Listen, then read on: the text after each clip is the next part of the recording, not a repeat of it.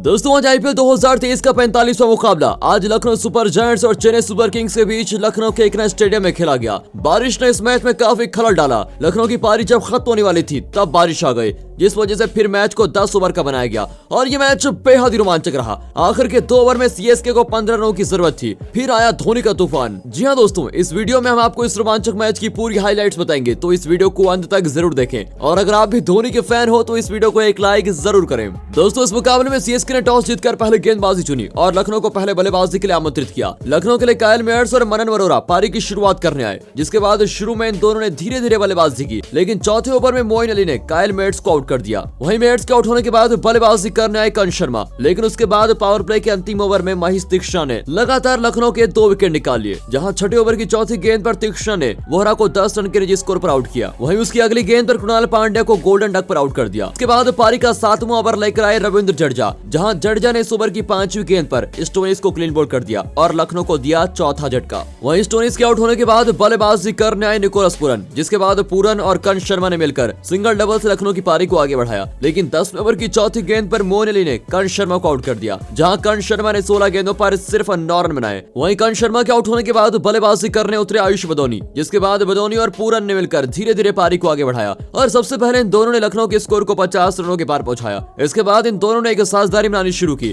खास तौर पर आयुष बदौनी बड़ी अच्छी लाइन में दिख रहे थे और खराब गेंद मिलने पर उसका पूरा फायदा उठा रहे थे, जिसके बाद इन दोनों ने देखते देखते 50 रनों की अहम महत्वपूर्ण साझेदारी भी पूरी कर ली और साथ ही दोनों ने मिलकर एलएसजी के स्कोर को 100 रनों के पार पहुंचा दिया। लेकिन दूसरी ओर से सीएसके के गेंदबाज बड़े शॉट्स नहीं लगाने दे रहे थे और इसी वजह से 18वें ओवर में पथी राणा ने पूरन को आउट कर दिया। आपको बता दें पूरन ने एलएसजी के लिए 31 गेंदों पर 20 रन बनाए, लेकिन लास्ट के कुछ ओवर्स में आयुष बदौनी ने अपने गियर बदले और ताबड़तोड़ बल्लेबाजी करनी शुरू कर दी। उन्होंने देखते देखते अपना अष्टक भी पूरा कर लिया, जो कि एलएसजी के लिए काफी महत्वपूर्ण था। इसके बाद मैच में बारिश आ गई और इस वक्त एलएसजी का स्कोर 125 रन पर 7 विकेट था।